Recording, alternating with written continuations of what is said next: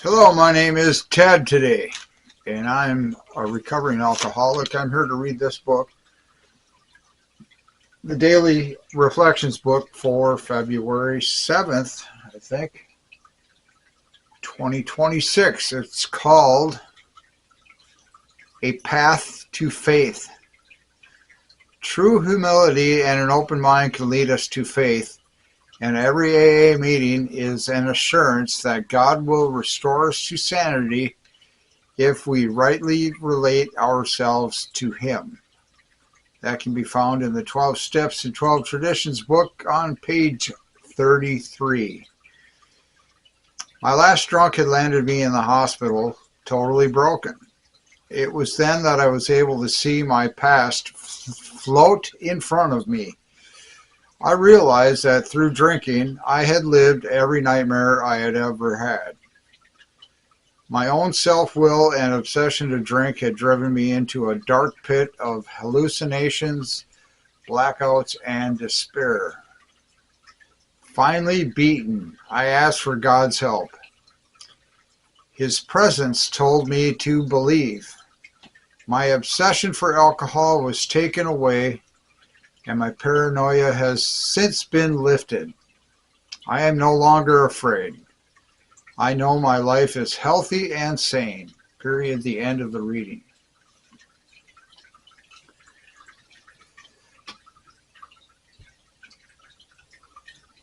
Huh.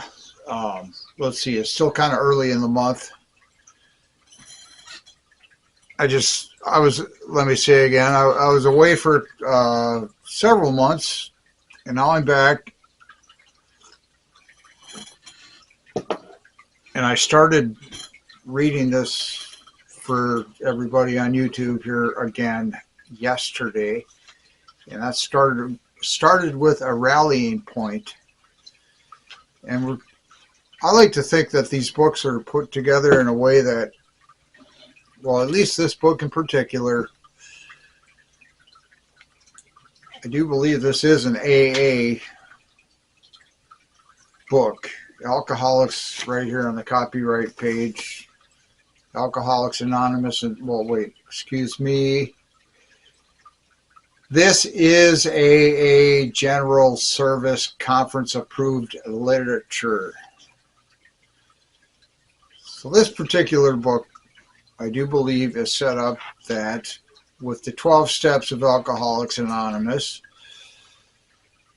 the number of the month corresponds to the step number, or you could say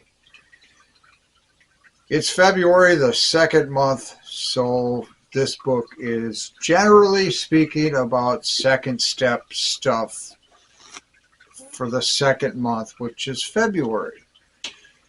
Now, what is the second step? From the 12 Steps of Alcoholics Anonymous, which I'm pretty sure you're not going to be able to read that, but I'm just showing you that I have it here, and I'm reading it. Step 2 of the 12 Steps of Alcoholics Anonymous says, came to believe that a power greater than ourselves could restore us to sanity. What is a power greater than yourself? Let's see, on page 23, I think, of the 12 Steps and 12 Traditions book, it might be page 27, it mentions a very good idea, and it's the thing that got me here. What's the title of today's reading? A Path to Faith, I think it is.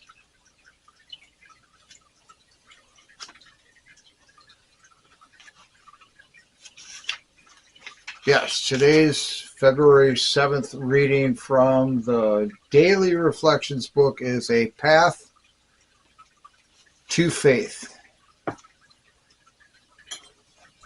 What step 2? Came to believe that a power greater than ourselves could restore us to sanity. And then I asked the question, what is a power greater than ourselves?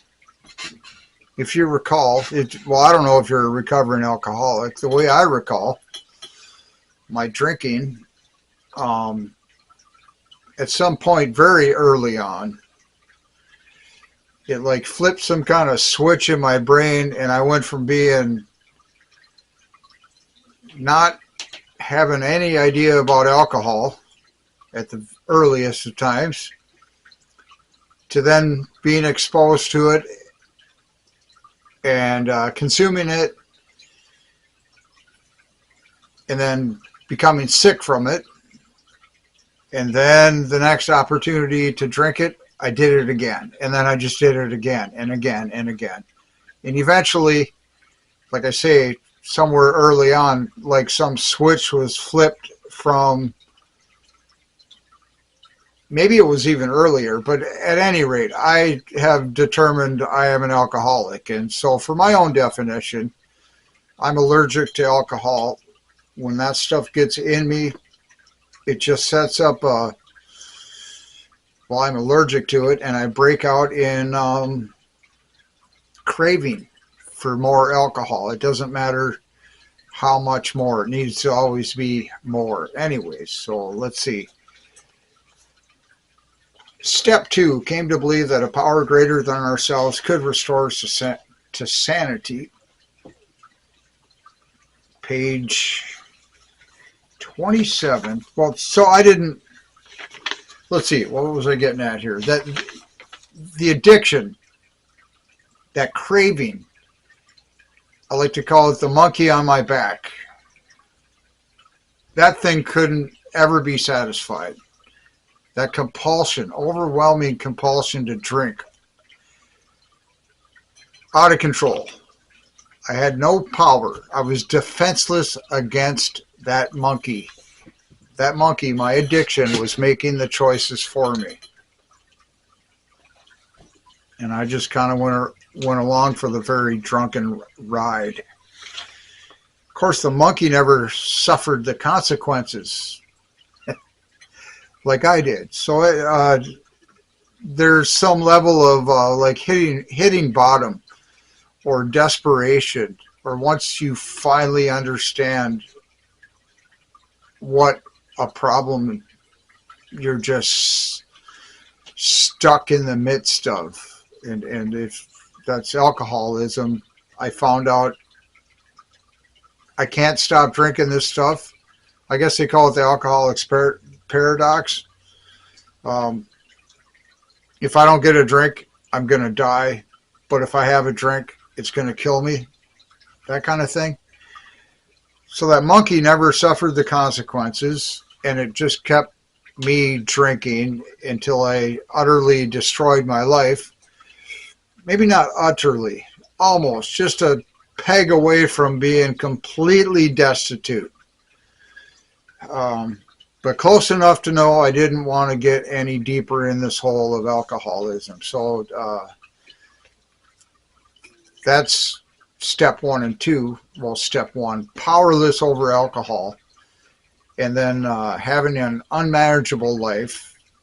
What did I do? Well, I was powerless. I needed power. Step 2 says, came to believe in a power greater than ourselves, which could restore us to sanity, I think it says. And so I didn't know where to find more power than whatever that monkey had, because that monkey was doing a job on me, forcing me into doing all kinds of stuff just to get drunk. And I was defenseless. Came to believe that a power greater than ourselves could restore us to sanity. I like to think also came to believe that a power greater than that monkey could restore us to sanity. And I also like to think that the sanity part is, say, pride.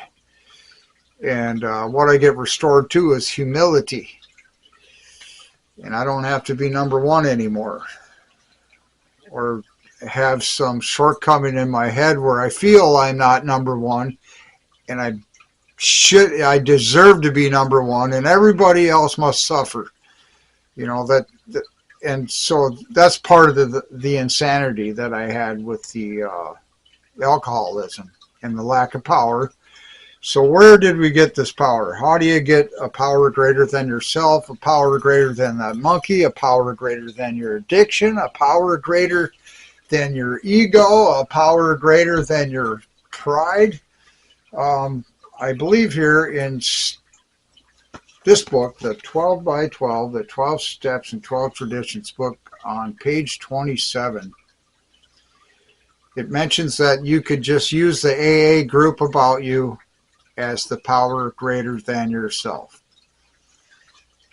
or your addiction, or your ego, or your insanity, or your monkey on your back.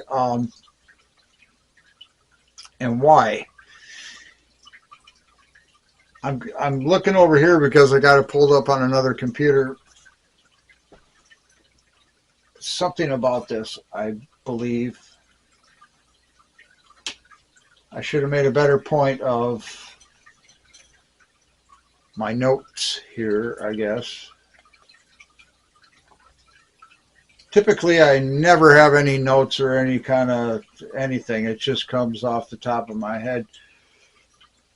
And I can, on Google, if you have the internet, which probably nearly everybody, at least let's say in America, does, of whatever. Anyways, if you're able to access the internet, and you go to Google and you look for anything that you're looking for, you Google it, so to speak. You type in the subject of what you're looking for into the search box, and it will give you a bunch of results. Not so long ago, artificial intelligence has been improved in a manner to help search more accurately. And so now I call just the internet at large Internet Mike. So if I'm looking for something about how to find a power greater than yourself, I ask Internet Mike. And that's the AA version of Google, those results. So the AI overview of where is it suggested to use the AA group as your power greater than yourself, or your monkey, or your ego. Internet Mike says the suggestion to use the AA group or the fellowship/program itself as a power greater than ourselves is primarily found in the AA 12 Steps and 12 Traditions book, often called the 12 and 12 or 12 by 12, specifically in the chapter on Step 2, page 27. This text explicitly states you can, if you wish, make AA itself your higher power. Here is a very large group of people who have solved their alcohol problem.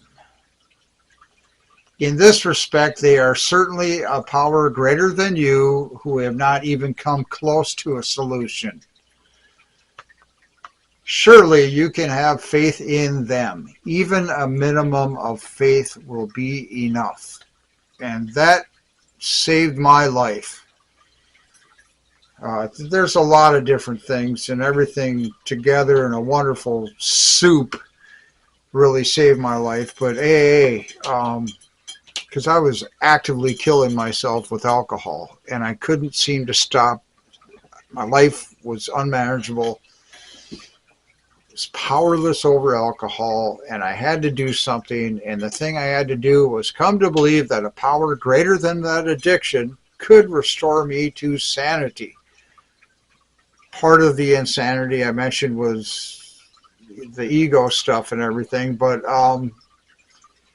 like I said, when I first started drinking, I had never drank any of it, and then one day I drank some booze, and I got very sick, and I don't remember exactly, but I had this sense of I'm never touching that stuff again, right? But of course I did. The next opportunity I had to try alcohol again, I did, and then, like I said, I did it again and again, and I got sick all the time at the beginning, but it was never enough, so I drank more, and all that built up a tolerance and all that whole thing, and it just turned into alcoholism for me, and I was powerless over this stuff, even though occasionally it still did make me sick, and then it switched to it was actively killing me. And then I said I had arrived at the alcoholic's paradox, where that is typically, I guess in my words, I needed to get a drink, but if I drank again, it would kill me. Or if I don't get a drink, I'm going to die if I do whatever. So I had to do something. And then, I was aware of the AA program because just being in the United States, being a licensed driver, it's pretty easy to get around in an automobile in the United States and then do something stupid and attract the attention of the law enforcement officers or the cops, right? And, they're public safety officials or representatives. They're out there looking out for everybody's safety. And then here I'm driving down the road hammered, swerving all over, hitting stuff, right? That's not safe. And so early on, I ran into that kind of problem right away. And part of the solution back then was this person, the offender, the person arrested for driving stupidly, say, was under the influence of alcohol. So let's give them some kind of alcohol rehab material stuff or whatever. And they'd send me to a group of, I think the Mothers Against Drunk Drivers were very big at this time in my life. And if you could go to some amount of classroom education along the lines of the Mothers Against Drunk Driving, I think, part of that curriculum was definitely Alcoholics Anonymous. Okay, so I was aware of Alcoholics Anonymous almost as soon as I ran into the first problem of consuming too much alcohol. I got drunk, got arrested, had to do something to fix that, and it was education, and the education turned me on to Alcoholics Anonymous, and then that was about the end of it. Of course, that switch had been turned on, and I'm powerless over alcohol still, even after a brush with the law. A lot of people quit at that point. A lot of people who are not alcoholics quit at that point. Make that distinction. Not me. I'm an alcoholic, so did the same thing again, almost identically. Got drunk, got to driving, got arrested, got sentenced by the judge to,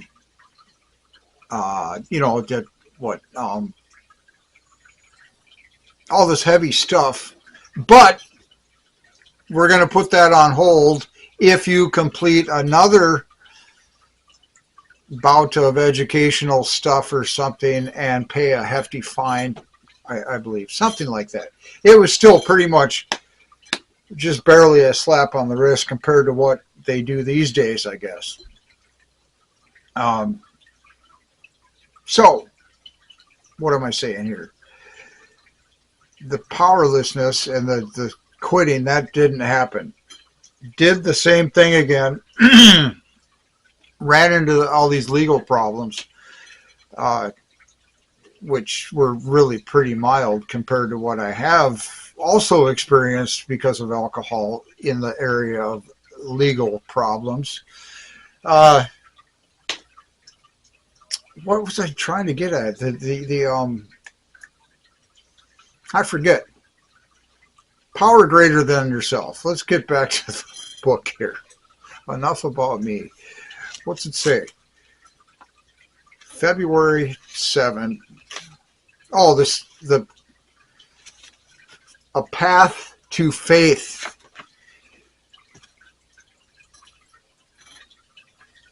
So I was aware of the Alcoholics Anonymous program. Therefore, I was, as part of that re-education, I was required to go to Alcoholics Anonymous meetings and get some cards signed by somebody there saying I was there. And then I would show that to all the higher up legal people, the judge and such, or whoever, to prove I completed my sentencing. All the stuff that was on hold was dropped, and it's like it didn't happen, but I was on some kind of probation, I believe. And I paid a pretty hefty fine, and I was not able to drive for a while. Okay. And probably the best thing, because I mentioned how Alcoholics Anonymous saved my life, I became aware of this program. Doesn't mean I practiced it or understood it. I just knew it was there, the Alcoholics Anonymous program. So, I'm making a big deal out of this power greater than yourself, because then step 3, the way I like to look at these steps, and like this book, I said, the second month, second step, that kind of thing. The third month, third step. And also the grouping of the steps. There's a thing, what is it? Well, I like to just put steps 1, 2, and 3 together. And they go by like that quick, or they can.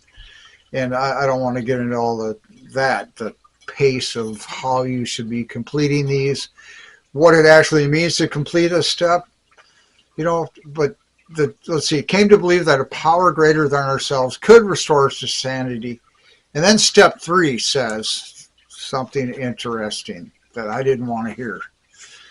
Made a decision to turn our will and our lives over to the care of God, with a capital G, and then in italics, as we understood him. So right there's your loophole. As we understood him, or it, or her, or whatever. The care of God. Made a decision to turn our will and our lives over to the care of God as we understood him in step 3. It's like, well, who's that God or whatever? Well, maybe that's this came to believe that a power greater than ourselves could restore us to sanity. Because I felt as though I had tried everything, and I had arrived at the fact that I'm just insane where it comes to alcohol, and utterly powerless, not helpless, but powerless. And the life was unmanageable. And then, like I said, I ran into Johnny Law, had some scrapes here and there, became aware of the AA program, and then I was confronted with these 12 steps, and the first 3 seemed salient or germane to my situation, with just the wrecked look in life and not being able to quit, the alcoholic's paradox.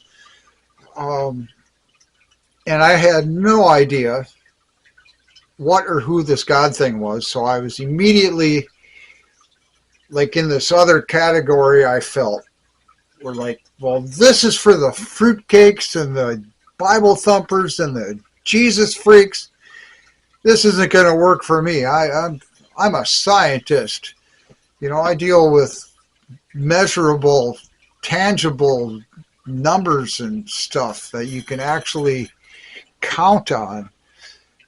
And that was a really bad misconception. And that's what nearly killed me. So that I couldn't get over this power greater than myself thing. And then, like it says over here, the suggestion to use the group or the fellowship as a power greater than yourself is primarily found in this book, the 12 by 12, explicitly stated. Here's a very large group of people who have solved their alcohol problem in the respect that they are certainly a power greater than you, who have not even come close to solving your problem with alcohol. Surely you could have some faith in them, even a minimum, like in my case, early on, it was, okay, the judge says I'm going to jail for a long time and getting a larger fine and losing all kinds of my license driving privileges if I don't do something. And then I did something. And then it didn't really stick either. But why did I bring that up? The minimum amount of faith required. Even if the only reason you look at any of these steps or try and conceptualize a power greater than yourself, an inkling, a baby step, just a little ways into that thing that maybe your ego isn't who you should be listening to. Maybe that monkey, the addiction, isn't who your best counsel is. And, you know, these are all intellectual things I'm saying, because people were telling me all the same stuff, crap at the time, and I couldn't listen. I didn't want to listen. I felt my ego wouldn't let me listen, I guess, and I felt if I just, whatever, it didn't work. It almost killed me. That was my point. And I needed help, man. I was desperate. It was serious. It was a disease. It was a deadly disease. It's a chronic progressive disease. It wasn't ever getting any better on its own. It was only getting worse. Even when I tried not drinking for a while, I would come right back at it and it would be twice as bad as ever. What do you do? So one thing you can do is this Alcoholics Anonymous program. How long have I been talking? Has it been 21 minutes already? Oops. Okay, so a power greater than yourself can just be the group of people at the AA club. The other group of people in your local group of people that you go to a meeting, say it's meeting number 1 at room number 1 on the first day of the month, group of AA people, or however that particular club subdivides itself into little factions of people. Those people. You can, if you wish, make AA itself your higher power. Here's a very large group of people, or maybe very small group of people. But it's more people than yourself who have solved their alcohol problem. In this respect, they are certainly a power greater than you. And I thought, intellectually, again, that's pretty simple. Now what? Step 3. Made a decision now. Didn't say I actually did anything other than I had like a choice over here and a choice over there. Listen to the ego or listen to these people that seem to have solved their alcohol problem. I've tried listening to the ego. I'm sick and tired of being sick and tired. And I'm facing some really serious consequences if I keep doing that, listening to my ego, the monkey, my addiction, that compulsion to drink. It's going to kill me soon. I'd best listen to something else, anything else, except for my ego and all this. And I made AA my higher power. I didn't even know really what that meant. I just knew that if AA were these people I'm talking to, or this other person I'm talking to, like my sponsor, which I didn't get for the first 2 years of trying to be sober, and that was miserable and stupid, or at least risky. You know, that was AA, these other people that are claiming that they've gotten over their alcohol problem. And I just kept coming back because, well, number 1, you know, I was kind of forced to, because I had to comply with the law if I wanted to get some stuff back and not pay a fine and not go to prison and not lose a lot of stuff like that. Freedom, liberty. Oh boy. So, made a decision to turn our will and our lives over to the care of God as we understood him. Okay, so I just immediately got rid of the word God, and then I guess you can say GOD. That's an acronym for a group of drunks, or good, orderly decisions. I like that one better. So, that was all this, whatever. I'm just going to strip that out of the step. And then I'm just making a decision to turn my will and life over to this group of people, group of drunks, good, orderly decisions. Turn my life and will over to good and orderly decision making, not all screwy because of the alcohol or cocaine or whatever. Geez, where am I going? So I didn't know what to do. So I just listened. I kept coming back to the meetings, and all of a sudden, well, not all of a sudden, it's like, you know what, at least I haven't drank. I'm still miserable, but I haven't drank, and I couldn't do that before. So this is maybe something that might work. And I started feeling better also. And then after just keep coming back, little things would seep in here, and it's like, maybe that's an answer. Maybe I should try that instead of going back to drinking. And this is, oh man, I went to treatment twice. I tried quitting unsuccessfully handfuls of times. I had a pretty good stretch at one point of,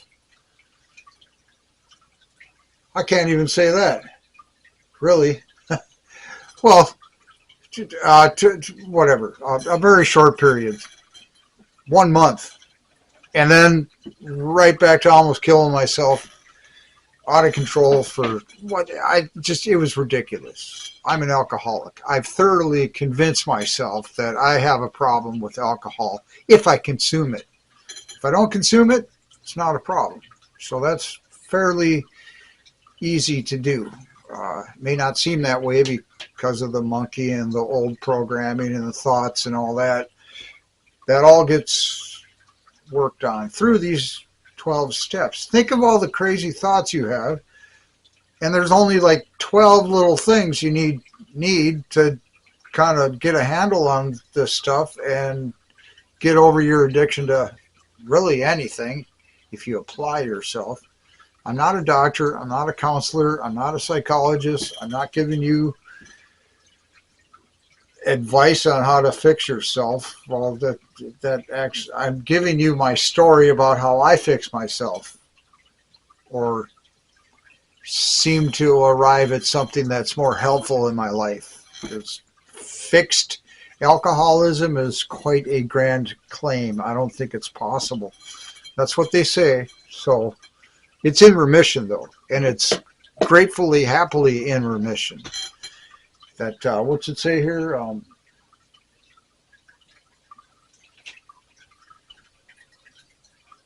Because of the agnostics and atheists that maybe don't want to believe, and I was in there with those guys or women or people or of that belief system. I didn't know who God was. I didn't want to have anything to do with him. I heard a lot of bad, ugly stuff about God, and I didn't want to deal with him. Now that's my higher power. It's evolved. A path to faith. Remember today's title? I found out that just the steps 1, 2, and 3. Powerless, unmanageability, a new belief that there's a way to get a grip on this, and then I just had to make a decision of turning my life and will over to that power greater, to God as I understood him. God as I understood him was the AA group, so I stripped out the word God and understood him. I turned my will at least one day a week over to AA. I went to the meeting. I kept coming back. Things seeped in. I learned more. It got better, and it's been getting better. That was 20 years ago, and I still learn new things. It's awesome. Instead of a religious deity, these members often use the AA group or a group of drunks, the principles or nature as a power greater themselves. That's, I believe, key aspects regarding, this is from Internet Mike again, Key aspects regarding atheists and agnostics in AA include: an atheist in AA does not believe in a divine being, and an agnostic believes it is impossible to know if a divine being exists. I was both one of those. I don't know.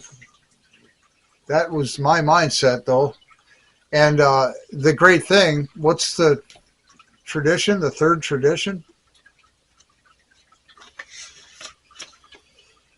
The only requirement for AA membership is a desire to stop drinking. What if it was different?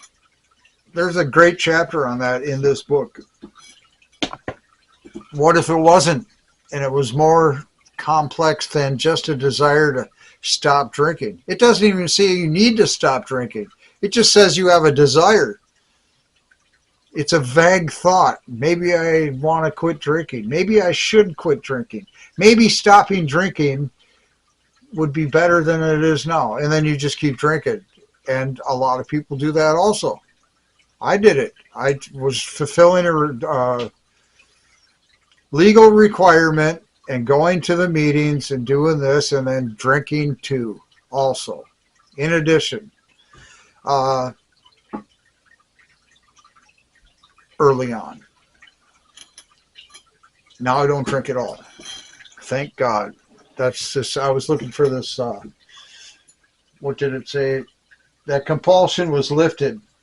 Was that in today's reading, maybe? I think. Let's go back to that. Finally beaten, I asked for God's help. His presence told me to believe. My obsession for alcohol was taken away, and my paranoia has since been lifted. I am no longer afraid. I know my life is healthy and sane. I'm going to quit with that. So keep up the hard work. A little bit of luck might help, but that's nothing to really be counted on. What's that acronym? LUCK. I'll look that up and come back to you with that someday. Anyhow, hey, thanks for coming by here today. It's a really long one.